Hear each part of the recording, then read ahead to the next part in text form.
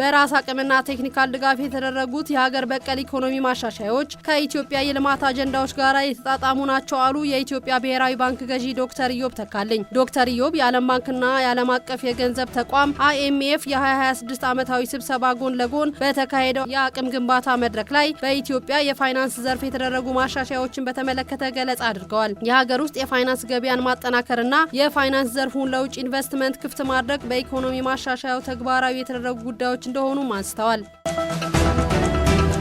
ለዋናው ሀገራዊ ምክክር አጀንዳ የመለየት ስራው እየተጠናቀቀ ይገኛል አሉ የኢትዮጵያ ብሔራዊ ምክክር ኮሚሽን ኮሚሽነር መላኩ ወልደማርያም። ኮሚሽነር መላኩ ከፋና ሚዲያ ኮርፖሬሽን ጋር ባደረጉት ቆይታ አሁን ላይ የተለያዩ አጀንዳዎችን ለባለድርሻ አካላት በማቅረብ ሀሳብ መሰብሰብ፣ የሀገራዊ የምክክር ጉባኤውን አጀንዳዎች መቅረጽና አመካካሪዎችን በስልጠና ዝግጁ ማድረግ ቀጣይ ስራዎች መሆናቸውን አብራርተዋል። ሀገራዊ ምክክር ጉባኤውን መጥራት፣ መመካከር፣ መግባባት ላይ የተደረሰባቸውን ጉዳዮች ማጠናቀርና ለሚመለከታቸው አካላት ማቅረብ፣ ተግባራዊነታቸውን መከታተልና ለህዝብ ይፋ ማድረግ እንደሚገኝበትም እወቁ ብለዋል። በኦሮሚያ ክልል 2018 ሶስተኛ ሩብ ዓመት የመንግስትና የፓርቲ ስራ አፈጻጸም ግምገማ በቢሾፍቱ ከተማ እየተካሄደ ነው። በመድረኩ የመንግስትና የፓርቲ ያለፉት የ9 ወራት የስራ አፈጻጸም ሪፖርት የሚቀርብ ሲሆን የነበሩ ጠንካራና ደካማ ጎኖች ተለይተው ቀጣይ የስራ አቅጣጫ ይሰጥባቸዋል ተብሏል።